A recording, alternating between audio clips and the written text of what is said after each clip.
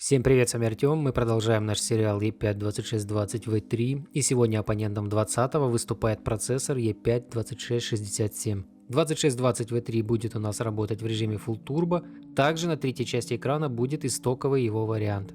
У этих процессоров есть много чего общего, это количество ядер потоков 6 на 12, тактовая частота 3,2 ГГц и кэш L3 15 МБ. Разница заключается в поколениях. С подробными характеристиками экземпляра вы можете ознакомиться на представленных скринах. Настройки у нас максимально возможные, разрешение 720p, результаты на диаграммах это чистый прогон бенчмарка FPS без захвата и оверлея, возможно небольшая погрешность с видео. А чтобы не терять времени, на секундочку напомню вам за наш форум и приступим к тесту. Заходите на форум, не стесняйтесь, задавайте вопросы, делитесь мнением, помогайте друг другу, именно для этих целей и был создан данный ресурс. И первый проект у нас по старинке это Лариса Батьковна, средняя частота кадров 96 на 81. Видим также, что 2667 частенько работает на пределе в районе 95-100%, но все равно держится очень достойно.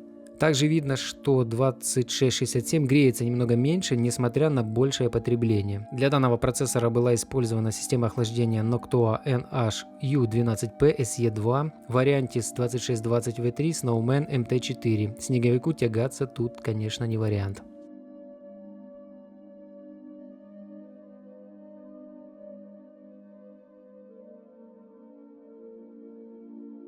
GTA 5, средняя частота кадров 69 на 58, 2620 V3 впереди, но разница немного сократилась по сравнению с предыдущим проектом.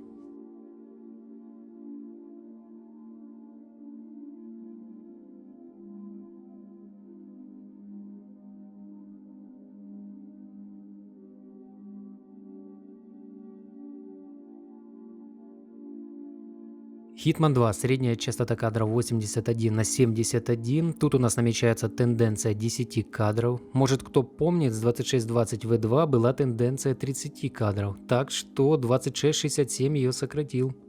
Неплохо в общем выступили процессоры в данном проекте.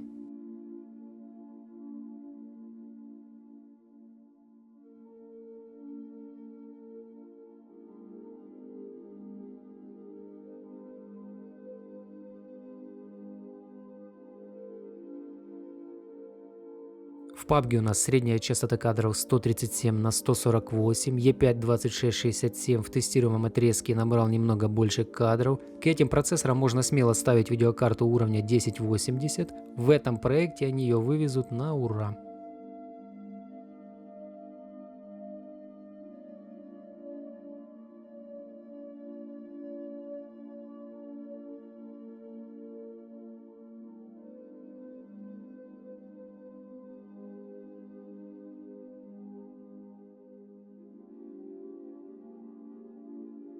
Watch Dogs 2, средняя частота кадров 71 на 65, что в целом еще сокращает разницу в представленных проектах. Оба процессора отбиваются очень хорошо, 2620V3 делает это слегка быстрее.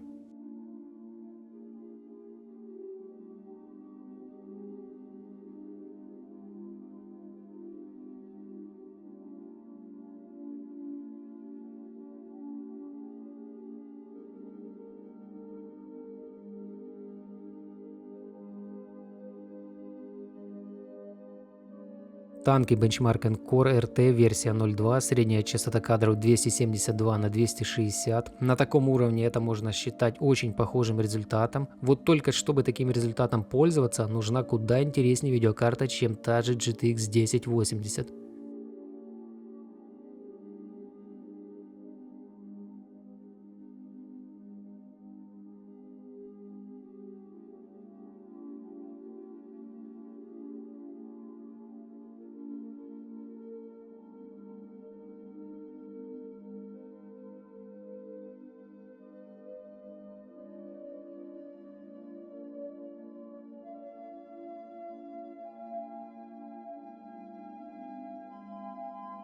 Обитель зла 2, средняя частота кадров 136 на 113, как всегда разница тут была всегда существенная, но 2667 ее, конечно, неплохо сократил.